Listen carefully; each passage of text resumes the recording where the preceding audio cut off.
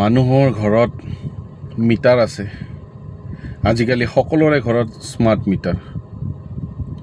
Smart মিটাৰে কি কৰিব পাৰে আপোনালোকে জানেনে? বহুত ডাঙৰ ঘটনা কৰি দিব পাৰে। ভিডিঅ'টো চাব, মই আপোনালোকক ইয়াৰ বিষয়ে ডিষ্টিংলি বুজাম। স্মাৰ্ট মিটাৰ, আপুনি ৰাতিপুৱা কেইটা বজাত উঠে স্মাৰ্ট মিটাৰে গম পায়। আপুনি ৰাতি কেইটা বজাত শুৱে স্মাৰ্ট মিটাৰে গম পায়। আপোনাৰ প্ৰতিটো বস্তু স্মাৰ্ট মিটাৰে গম পায়। স্মাৰ্ট মিটাৰক ৰিম'টত কণ্ট্ৰল কৰিব পাৰে, আপোনালোকে জানে? আপোনালোকৰ ডেটা কালেক্ট হ'ব পাৰে। স্মাৰ্ট মিটাৰ বিভিন্ন বস্তু কৰিব পাৰে। যদি আপুনি ঘূৰি যায়, তেতিয়া মুম্বাইত 2020 চনত এটা ঘটনা ঘটিছিলে। এক ৰাতিৰ ভিতৰত গোটেই ইলেক্ট্ৰিচিটি নোহোৱা হৈ গৈছিলে। এইটো নোহোৱা হৈ যোৱা নাই, এইটো হেকাৰে নোহোৱা কৰি দিছিলে।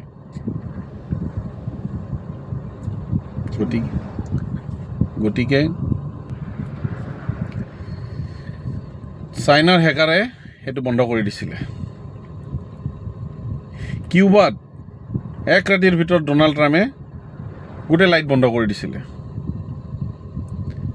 আৰু আমাৰ ভাৰতবৰ্ষত যি 25 কৰোৰ মানুহৰ ঘৰত যি মিটাৰ আছে, সেই স্মাৰ্ট মিটাৰক কিন্তু কোনো এতিয়া কণ্ট্ৰল কৰিব পৰা নাই। কাৰণ গভমেণ্টৰ হাতত থাকিলে গভমেণ্টৰ 24/7 তেওঁলোকৰ কণ্ট্ৰলিং কৰা মানুহ আছে বা ছিকিউৰিটি আছে বা তেনেকুৱা ছিষ্টেম আছে। এতিয়া বস্তুৰ কথাটো হ'ল কি, বস্তুবিলাক গৈ আছে পুঁজিপতিৰ হাতত প্ৰাইভেটাইজেশ্যনলৈ গৈ আছে, গভমেণ্টৰ পৰা প্ৰাইভেটাইজেশ্যন। এতিয়া প্ৰাইভেটাইজেশ্যনত যদি যাব, তাৰ কি ছিকিউৰিটি আছে আপোনালোকে জানে? মই জানো? নাজানো, কাৰণ তাত একো ছিকিউৰিটি নাই। আজি 25 কৰোৰ মানুহৰ ঘৰত স্মাৰ্ট মিটাৰ আছে। সেই স্মাৰ্ট মিটাৰ যিকোনো মুহূৰ্তত যোনে তোনে হেক কৰি দিব পাৰে।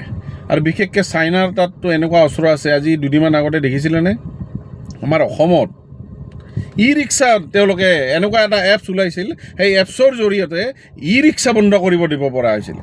ৰাস্তাৰে গৈ থকা ই ৰিক্সাখন তেওঁলোকে এপছটোৰ জৰিয়তে ই ৰিক্সাখন অন অফ কৰি দিব পাৰে, চলি থকা ৰিক্সা বন্ধ কৰি দিব পাৰে। কেনেকুৱা ভয়ংকৰ ঘটনা ঘটিছিলে। আৰু এই ইলেক্ট্ৰিক মিটাৰৰ ওপৰতো ভয়ংকৰ ঘটনা ঘটিবলৈ আহি আছে। কোন মুহূৰ্তত এনেকুৱা ঘটনা ঘটে সেইটো কোনো নাজানে। কাৰণ চাইনাই আকৌ যদি ভাবে যে নহয় আমি এক ৰাতিৰ ভিতৰত গোটেই বন্ধ কৰি দিওঁ, যদি তেনেকুৱা পৰ্যায় হৈ যায়, কি হ'ব ভাৰতবৰ্ষত? ইয়াৰ উত্তৰ কোনোবা ওচৰত আছে? বিশ্বগুৰুৰ হাতত আছে? নাই। গতিকে এইটো বহুত ইম্পৰ্টেণ্ট কথা, আপোনালোকক মই জনালোঁ। ধন্যবাদ।